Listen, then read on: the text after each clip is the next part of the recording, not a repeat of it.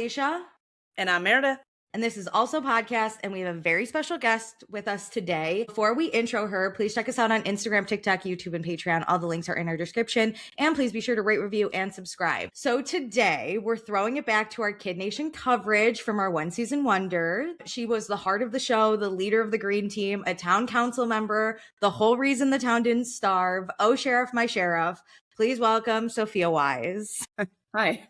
Sophia, thanks for joining us.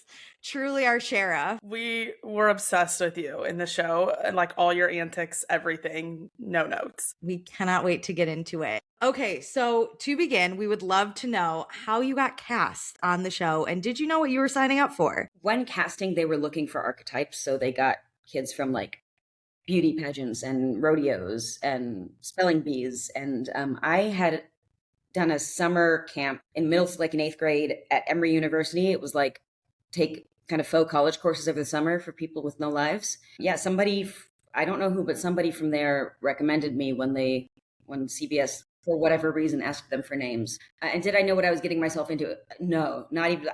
But that by design, you know, it was secret. Yeah. We were told nothing. We weren't even told each other's names until the cameras were turned on. They wanted it to be totally organic. So I had no idea. I know that my parents signed a waiver this thick that included, you know, you can't file a lawsuit if she dies, but crazy. 2000s were crazy. It was a crazy time. How long was your casting process from the moment they reached out to Very whenever short. you... Very Oh, short. wow. I think January or February, and then we started filming midway through April. Wow. So you didn't have a lot of time to like think about it, even if you wanted to read the waiver. Oh, I didn't need to think about it. I've always, with my delusions of grandeur and all, I was like, of course they want me on television. Let's do it. Honestly, they weren't wrong. They weren't wrong. You were one of the focal points of the show. You were a star. Like, you were our From the beginning. Probably favorite person on that show. Well, I'll tell you something. I don't want to reveal too much because this is in my book, but there's a reason I got cast on the show. They liked me because I used to write complaint letters to companies. Oh, incredible. That was the Obsessed. that was the hook.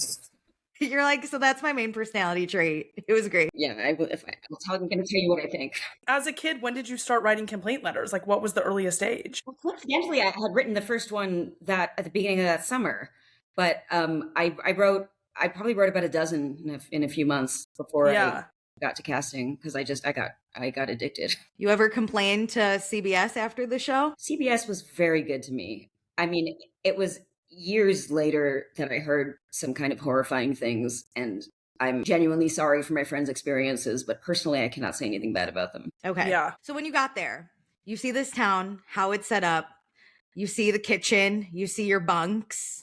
If I remember, there weren't any beds. You were all on the ground. What was your thought? Were you like, this is a mistake? Or were you like, I can do this. This is great. I don't think I was thinking about that specifically. I was thinking about the fact that I was about to start filming a reality show that was going to be like on air and how fucking cool that is. Like, I remember just being so, once I got there, it like that thought set in and I was so excited and I was like, I feel really fucking can I curse? Sorry. Yeah, of course. Yeah. Oh, fucking yeah. I felt so fucking lucky to be doing it. And I remember this like physical rush of kind of delight as I was walking around the town. So you were thinking about the production, the show, rather than like the survival, like what your life is going to be like on a hour by hour basis over the next, 30, 40 days? Not always, but mostly. But I was one of the older kids, you know? Sure. Yeah, but that first initial like hit in the ground, you're like, oh, this is real. Like there's cameras, we're doing this.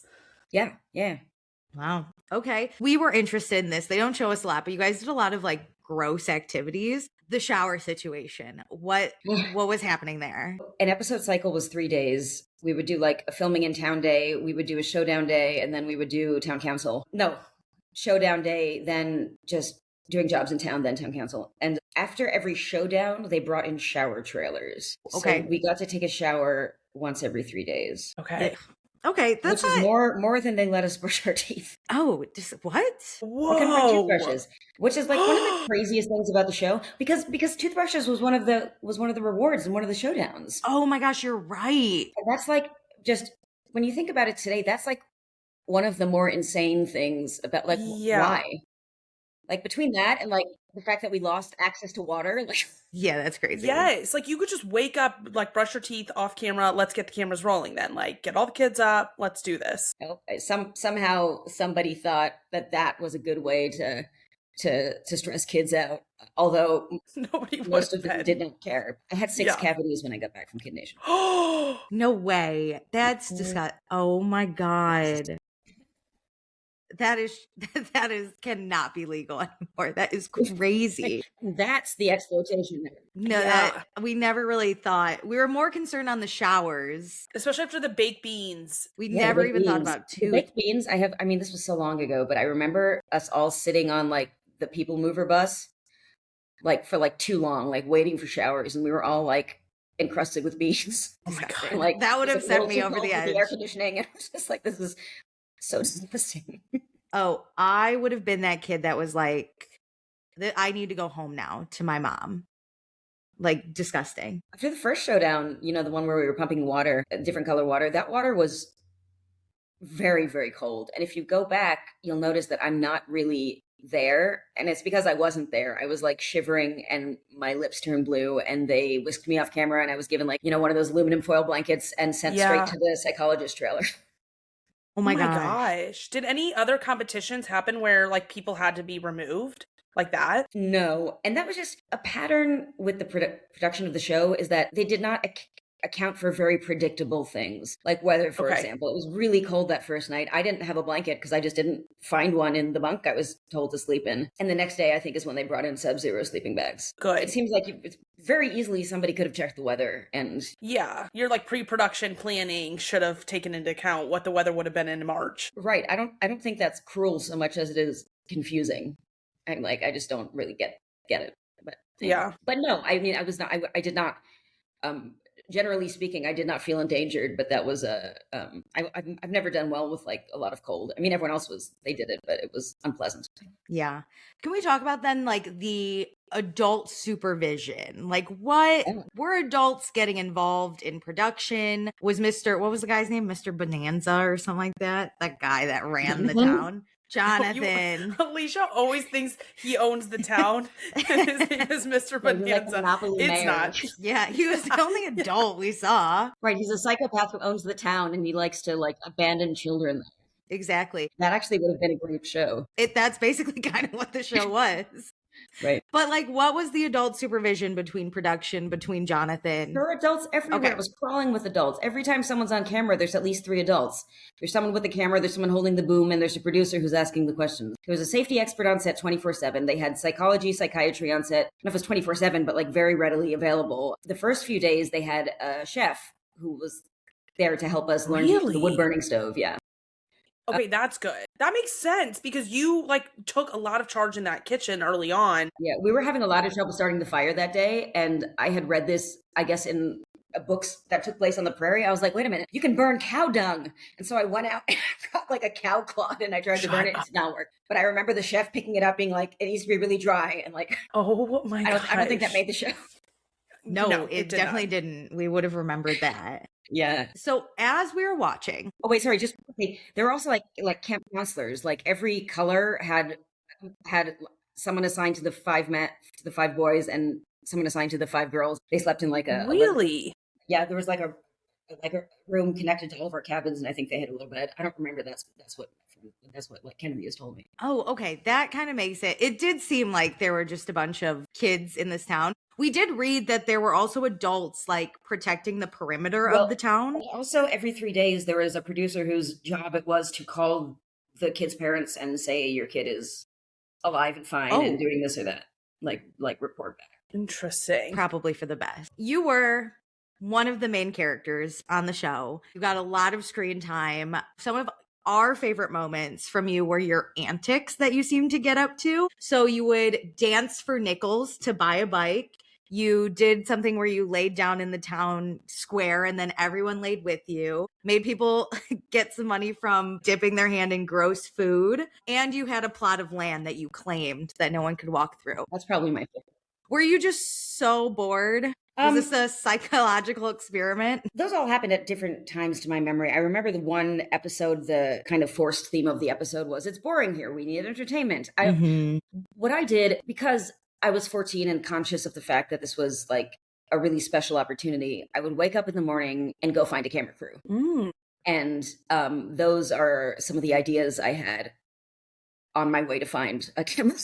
Like your goal was getting something that was like worthy to make it to air. Worthy, I mean, I'm glad, I'm glad people enjoyed it, but it was just like, my sense of humor, and there's a couple of absurd ideas I thought of, and enough to, I think most of the kids did not do that though. So it was easy enough to be like, hey, like, yeah, you weren't like fighting for much like attention in that regard. Is like you had ideas of things that would be funny, and if they made it to air, great. If not, whatever. Right. But like you were like, let's spice things up. Like this is a show at the end of the day. So we definitely had things that didn't make it to air. Like we did like an improv comedy night, and it just wasn't funny. And that was one of the things I was really worried about. Is I was waiting for the show to come on. I was like, fuck, I'm gonna look like a fucking idiot in that scene, and they just cut it out. Which honestly is kind of sums up my experience on Kid Nation. I was painted as like the good guy, like such a white hat. So there's no footage that portrays me in a bad light. I definitely did things that were not great. It's reality television, so they had to like sculpt the narrative. Yeah. I did listen to yours and Michael's podcast a little bit, and you were both like, we were like early teenagers. We were definitely doing bad things, but you both did get like a hero edit, and someone like, let's say Greg, who lives rent-free in our minds, was definitely given the villain edit, which he probably wasn't the only villain. I'm gonna, I don't know what I can say legally, but I did not perceive that as much editing at all, the way he was portrayed. That's really fair. We didn't. Taylor got a villain edit. Okay. Yeah. Taylor was also like 9, so you can only be such a villain. She was a child. Yeah. On the show, as we said, there's a bunch of teenagers. There had to be crushes happening on set. Meredith and I did have this debate, and Laurel kind of helped a little bit, but we'd love to hear from you. There's no way a bunch of teenagers weren't having like little crushes on each other. What did Laurel say? She said there were definitely crushes, and I think she had her first kiss like under the stars. She said some kisses happened. That was her first kiss? Okay. I think so. It was me. No, I'm kidding. Tell me that. No. I was kissing everyone. Well, this is also in my book, but I'll tell you that the last episode of the show, there were 2 pairs of kids that like got together and were like sneaking off and making out, and suddenly that was like a thing. I knew it. I remember there were little crushes during the show. I don't specifically remember those, but I do remember the pair-offs that happened. Oh, I knew those kids. Laurel wasn't one of them. Oh, I knew Laurel was out here kissing. Obsessed. She told us. She's out there kissing. So you became the sheriff of the town. You were, if I remember, the one in charge of shutting down the arcade so that everyone could get their chores done. Kind of the villain of the town, but we as adults were like, it makes sense. Did you have any issue being this authority figure? No. I also loved, because I agreed with you most of the time, you were the one that straight up said in town council as well. You were like, these leaders aren't doing it. We need a re-election, to which we would constantly say down. That was not the first time I said that. That was the first time the producers allowed me to, like, I had physically been pulled off camera before because I was trying to stage a coup. Really? I don't understand why the show was so controlled. I think it could have been really, really interesting if they actually just let us do what we wanted to do. But I mean, everything was like very like rigidly controlled in terms of when things were allowed to happen. They clearly came in with like a story arc because they had very set things for each episode, the themes. That is kind of unfortunate. Like I understand if it is their first season, they don't know how it's going to go. But yeah, I do wish they were a little bit more loosey-goosey, more like Survivor-esque, where they truly just let them go once they're at their camps. And then the structure is the challenges. You also won a gold star. You 2 gold stars. Oh yeah, that final one. That's right. Did you keep the gold stars? Did you get money for them? I got to keep the trophy because the ones on the show, the gold is too soft, and apparently I think they tried really hard to make a star out of gold, and it just wasn't like working. It was turning into like a gold pointy blob. So I kept the trophies and I took the cash. And one thing that we all say to each other when we talk now is like, we should have taken the gold. Worth Yeah. way more Yeah. money. I blame my parents. I had no understanding of that at 14. I think Laurel said the same thing. She was like, we should have kept the gold. I wonder if anyone took the gold. I don't know if anyone took the gold, but we were given That's the a really option good of question. gold or cash, which is Were you cool. able to discuss it with your parents though before you made that final decision, or like was it truly up to the kids? I'm sure it was. Maybe the default was cash, and you could have gold if you wanted. Something that was like not necessary for them to do. I think it's kind of cool that they allowed that. What did you like most about being on the show, and what did you dislike most about being on the show? I loved the freedom of doing whatever I wanted to do practically all day, every day. I hated the downtime. Oh, okay. The reason it was boring was not because there was nothing to do in Bonanza. It's because they were only filming for, a third of each day and then when they're not filming, the producers aren't there. So there are fewer people to talk to, especially I talked to more producers. I mean, in terms of like conversations that got me through the day, it was mostly with the adults. And so on the days when no one was filming and we were just there, those were my least favorite. I found that to be very tiresome. And then who were you closest to on the show? And this can include producers if that's who you were closest to. But did you have like a set group of friends? For whatever reason, I've never been a friend group person. That has just never materialized for me. Michael was the person he was my friend on the show, definitely. And producers, yeah, I was definitely, I mean, I've forgotten a lot of names right now. My favorite producer, Benny, been trying to message him on Facebook. He's kind of like not. It's so funny. I get in touch with Jonathan also, but Kid Nation is such a bad look that people don't want their names on it. Yeah, especially recently because there was that like documentary. I emailed Jonathan and I was like, can we have a phone call? I think I want to know what you remember from the show. He's like, oh, I don't think I remember anything, but like, and I was like, nothing.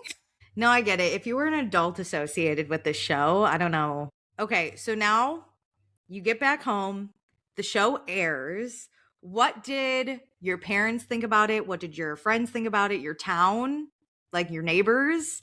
Was there a lot of like hype around the show or no one really cared? So once I got back, I was allowed to tell people that I had been filming a show, which you can't do beforehand. And once the show aired, I was instantly famous. But quite famous. I mean, get recognized everywhere, get comped at restaurants. It was really fucking fun. Directors reached out to me to have me audition for their films, and then I never got cast in any of them, which made me, so it's like, but nothing ever panned out. And then after about a year, the fame started to subside, and it goes down and down and down. By the end of high school, I really struggled with like feeling irrelevant. Like that was actually very difficult for me to navigate. That's a lot of what my book is about. And that's a really difficult age to like have that at too. Yeah, I mean, I think it impacted the way I lived the rest of my life. I mean, as if I finished the way I'm currently living my, I'm currently working on my 4th academic degree in a different, I couldn't decide on something. I was too scared of not being the best at something, I think. And so I think that's why I pivoted so much. I also like school, but. Yeah. Yeah. Well, we were wondering because we felt like the show could have gone 2 ways for kids. Either someone could have been because you were all in school at the time. So your peers could have been like, that's so cool. Or they could have bullied someone for being on the show. I think Taylor got bullied a lot.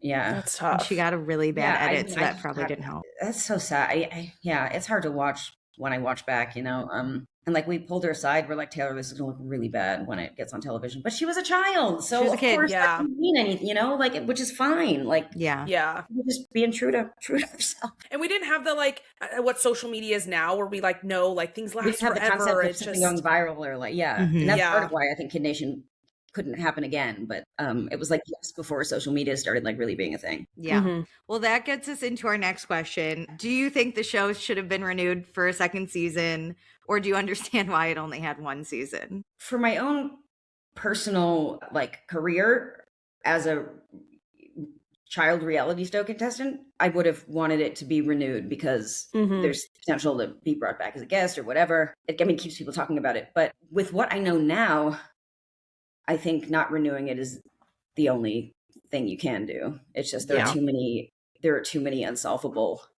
safety equations. Yeah. Psychological equations. Yeah. Okay, so you don't totally regret doing Kid Nation, as you said, but you understand a lot of like where there are the repercussions. You understand why it wasn't done a 2nd season. I did go through your TikTok and notice that you talked a lot about like the aftermath of Kid Nation and how now you've done some really weird things in your life after the show. and you felt like you lost yourself and then found yourself. Does that have to do again with like you feeling irrelevant in a way? And I'm sure you go into it in your book as well. Yeah, no, absolutely. I mean, that is the result of me feeling like fame means I'm worthy and no fame means I'm not worthy. I don't know. It's really hard when at such a young age I was rewarded like socially and like quite literally paid to be myself. Like Yeah. just I was paid for the fact of existing, which is not realistic. Not a lot of people get that. Yeah, and it was just difficult to recover. I think I always kind of thought my Kid Nation experience was going to swoop in and get me an edge up somewhere, like make me successful somewhere. But the opposite happened. Fewer and fewer and fewer people had even seen the show. And now I'm in a degree for writing, which is like I've been writing my whole life, but I never even really thought about it. Yeah. I think of myself as a writer, but looking back when I'm working on a couple of memoirs, and I see these patterns, of me doing something, not succeeding, getting frustrated, moving to another country, doing a new thing, not succeeding, and by not succeeding, I mean not immediately being the best like I was on Kid Nation. Mm-hmm. Yeah. You said you're doing like a memoir tell all about Kid Nation. What inspired you to specifically focus on like the Kid Nation part of your story? You mean like it impact on me? Well, like for your writing, it sounds like you've lived a lot, like moving to other countries, doing different things. Oh, so, it's not the only, I mean, I'm working on a different book right now. That one's finished. Okay. I wrote that actually when I was 20 years old, I think. I finally just sat down and I got everything out. And when I reread it for the first time a few years ago, I like didn't, thank God I wrote it down because I didn't remember half the things that I'd written down. I was like, Okay. oh, Wow. I ended up getting really into it, but at first I had to push myself to, because like I don't think it's particularly interesting to talk about the episodes because I was there. I wanted the book to be interesting for people who have not seen the show necessarily, just as like a case study and what happens when you're a kid and you're on TV and then not. So it made sense to me as a format to this was on the show, this is after the show.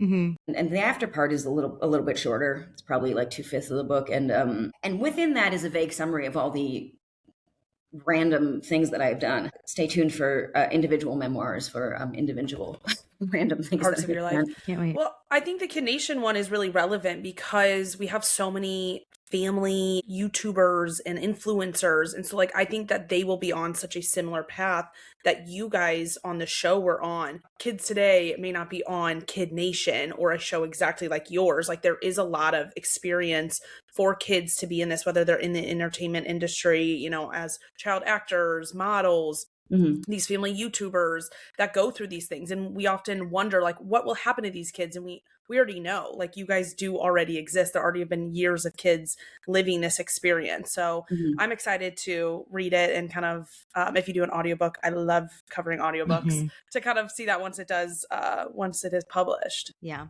I also think Kid Nation is getting like a second wind because of the internet. Every few years, it's like it's got these waves. It comes back. Yeah. And I think we're in one, especially too, like now Jeanette McCarthy had her book of being a child star. Yeah. There have been different documentaries that follow like what happened to Amanda Bynes, what happened to Nickelodeon kind of thing. So I think it's relevant. A little less dramatic, but I just want to put this out there because I intend to get it published, but I'm currently shopping for an agent. So anybody listening, I'm in that process of querying agents. Help her get this book published. We need to read it in our hands immediately. Yeah. Do you keep in touch with anyone from the show still? You said you have a few, and I know you have a podcast with Michael Kennedy. Jared is trans. She is now VV. Oh, incredible. And we have always kept in touch. Yeah. Okay. Beyond that, not really. Laurel and Morgan for like a year or two after the show. And like now, since I started the podcast, I've gotten people's numbers. I've had like brief discussions with people, but in terms of who my friends are, it's just Michael and Kennedy. Okay. And Vivi, we talk less frequently, but yeah. I want you guys to do a reunion. Like, I guess the next, monumental year is like 25, but that's a little too far away. So I used to, wait patiently and hopefully every 5-year mark for somebody to do a reunion. Whoever does a reunion can make money off of it. That's what I have to say. We have not all been together since the show. Meredith, are we? I'm Should ready we to orchestrate this. Should Let me we get do my reality TV producer cousin in on this. We'll shop this around. No, but I mean, as like a just like a special extra episode or whatever, seeing us all grown up and together and like looking at that dynamic. Yeah. I think it would be really, really interesting. I think it'd be fun to hear your guys' memories too, because like you said, you wrote your book at like 20 and then you went back and read it and like didn't remember as much. I think it'd be so interesting to have you guys all spark each other's memories too. Like we all lived through that, like with high school stuff, with college stuff. Yeah. Like it's, you know, as you get older, you can only store so much, but you guys have different core memories about it. And so kind of like hearing different Absolutely. confessionals or discussions around a table would be fascinating. Yeah. And Yeah, I think agree. it would be cool to hear like, and I think cathartic in a way, like someone who maybe didn't have a great experience. And then you guys can discuss that and be like, it almost humanize everyone on the cast to the viewers a little bit more. My thoughts are twofold on this. I think that most people did not have a very good experience. That is my understanding after the fact. I mean, a neutral to uncomfortable to very poor, but I guess mostly neutral, uncomfortable experience. The other thing is like, we might be a little too humanized in that all anyone wants to talk about is how this is child cruelty and how awful it is that we have to go through it. And that's just not how I see it. You know, I've had people be like, tell me like, I'm so sorry you have to go through that. And I was like, it's the best thing I ever did in my life. I mean, and so that's hard. That's hard for me. I do not, and again, I'm not in touch with most of them, but I do not know of any of the kids that like felt like they were doing hard labor for a month. Like, I don't think that was the problem. After the fact, being shown on television, that's the exploitative. I mean, that's the problematic part for me. The rest is just kind of a poorly run summer camp. That's all. That's kind of what we called it when we were watching it. We were like, it's basically summer camp. It felt like. I know you talked a little bit about your book, but what are you up to now? Plug yourself. Give us all of it, even if it's just hobbies. What are you up to? What do you like? Sure. Okay. So just before I forget, my book is called Fried Beef Jerky, My Time on Television's Most Controversial Reality Show. Right now I'm working on another book. My favorite cat was hit by a car a little over a year ago. And I went from like believing in no afterlife whatsoever or God or anything to like being like full woo-woo witch, like because my brain broke when I thought about like not seeing her again. So like I saw a ton of mediums and like I have crystals and all this stuff. And that's just, I've been documenting my journey. I'm really into motorcycles now. That's probably my main thing. I got a Triumph Tiger 900 GT extra low. Wow. There's a conference for my grad program. Some of us are attending a conference in Baltimore. So I'm planning to ride from Florida to Baltimore. I really like doing long road trips. Oh, that's so fun. Yeah, I fucking love it. And I have an adventure bike and it's got, you know, I paid good money to have like the carriage on the bike, you know, I can carry, so I can really carry this up on my bike. Also on my bike, I have a baby on board sticker, which I think is hilarious, but no one ever comments. Sophia, your humor is unmatched. Next level. I wish you could tell somebody that. We will now with this. We're going to promote it. Right. Finally, someone knows. No, and we talked about this a little, but I am obsessed with The Traitors, and I can win that show, and I want to get on that show. And so I'm auditioning for this upcoming Normie season, and please help me get the word out. I think Meredith wants to put her name in the hat for the Normie season as well. I want anybody I know to be on it because it would make rooting for it so much fun since it is a Normie season. But Sophia, because Kid Nation wasn't like a voting out system, which I kind of wonder if that would have made it interesting, I would love to see you in a like strategy voting out game. Like, I think you bring the entertainment that show desperately needs because we've already seen you in such a group environment that has structure and hierarchy. But then like to watch you try to like get votes to like sway people at a round table would be incredible. Yeah. I think my greatest advantage in that show is that I'm like kind of quirky and autistic in a way that makes me kind of unreadable. Like, yeah, very true. I'm goofy, but also really serious. And I think I would make a really good traitor. I was about to say, you would want to be a traitor? Absolutely. Would you just hate it if you were a faithful? Because I would hate it if they put me as a faithful. I would take it, but I'd be bummed. Yeah. 100%. So as a traitor, you think you could win it? Would you backstab your other traitors to be the final one standing? Yes. Absolutely. Love it. And that's the kind of traitor we would need. Yeah. To whoever's casting traitors, if you could get Sophia on it. And you know what? Throw Meredith in, have them both work it out. Put Meredith as a faithful, put Sophia as a traitor. I always love whenever there's a, what do they call it? Like a traitor, like angel, where like somebody looks out for like their faithful friends. So you can be the traitor, you can look out for me, and we'll just like ride to the end and you can win, but like, you gotta buy me dinner. Bring her to the end, look her straight in her eye and go, I'm a traitor. I want to be clear, the money is great. I would love the money, but this is not for the money. Okay. I can win this game. That's the thing. I would want to play the game. Money, great. I'm happy to make a big show of donating it to charity. I can win this game. Keep it. You deserve it. It's pride. It's like the integrity of the game. I agree. Okay. I would love for you both to be on it. I'll cover the show. We'll bring tons of publicity to it. Win, win, win. Okay, Sophia, we always end our episodes with this because we're big pop culture girls. Are you reading, watching, or listening to anything you'd like to share with us? So I always tell people that I live under a rock in 1600. Lovely. Obsessed. My master's degree was in English literature, specifically rhetoric and Shakespeare. Shakespeare was like my life in high school and beginning. Like that's just one of my... Just like obsessed with it. Incidentally, one of the reasons I want to be on Traders also is to talk about Shakespeare with Alan Cumming. That would be the delight of my lifetime. What am I reading right now? Are you reading anything? A biography of Catherine de Medici. It's good. Is anyone interested? I don't know. Maybe. You are. That's all that matters. I'm shockingly unfamiliar with pop culture still. I remain. That's okay. Traders is like really an outlier. The Traders is an outlier for me. I'm a big reader. I'm trying to get into other things. So DM us. What do you like to read? Tell me that. Okay. What I like is like any kind of fiction, but I'm trying to broaden my horizons. I'll go like historical fiction, fantasy, science fiction. I'll do it all, but I'm trying to expand a little into... What about like classic novels? Like do you fiction that's over 100 years old? Yeah, I love a good classic what do you novel. like? Probably like the normal stuff. Like I love The Scarlet Letter, Great Gatsby, Catcher in the Rye.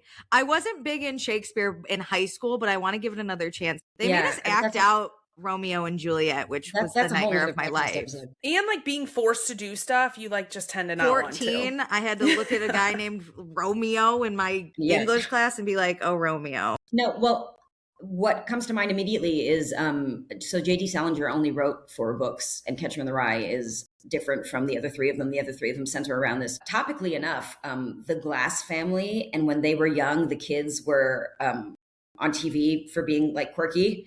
Okay. So, and then he writes books about their lives and them growing up. And I would recommend 9 Stories. I think you would like that a lot if you read Catcher in the Rye. Yeah. Love it. I'll give it a go. It's a short one. Is it still true you don't have a TV? I have never had a TV except for a year I lived with an ex and he had a TV and the condition was that he had to keep it in the basement. So safe to assume you're not watching anything? Well, the Traders. On my computer.